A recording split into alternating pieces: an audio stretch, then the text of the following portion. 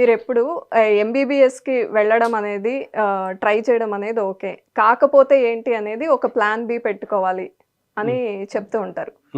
Yeah! So plan B అంటే MBBS అబ్రాడే అండి. అంతేనా?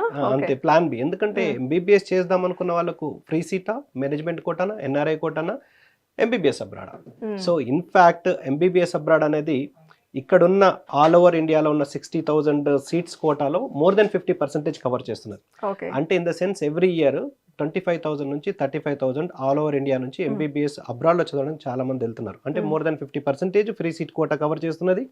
ఓవరాల్ సీట్స్ 1,18,148 సీట్స్లో కంపేర్ చేస్తే 25 to 30% కవర్ చేస్తున్నది. రైట్. అంటే దీనికి ఈక్వల్లీ ఇంపార్టెన్స్ ఉంది.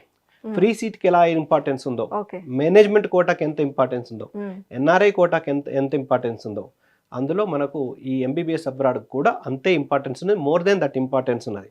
ఇన్ఫ్యాక్ట్ చూసుకోవాలనుకుంటే మేనేజ్మెంట్ కోటాతోటి కంపేర్ చేస్తే 50% ఆఫ్ ఫీజులో ఇంక్లూడింగ్ ఫుడ్ అండ్ అకామిడేషన్తో సహా కాలేజ్ ఫీజుతో సహా అయిపోతుంది. ఎన్ఆర్ఐ కోటాతోటి కంపేర్ చేస్తే ఒక 20% ఫీజులో వీళ్ళది కాలేజ్ ఫీజు, ఫుడ్, అకామిడేషన్ మొత్తం అయిపోయే అవకాశం ఉంది.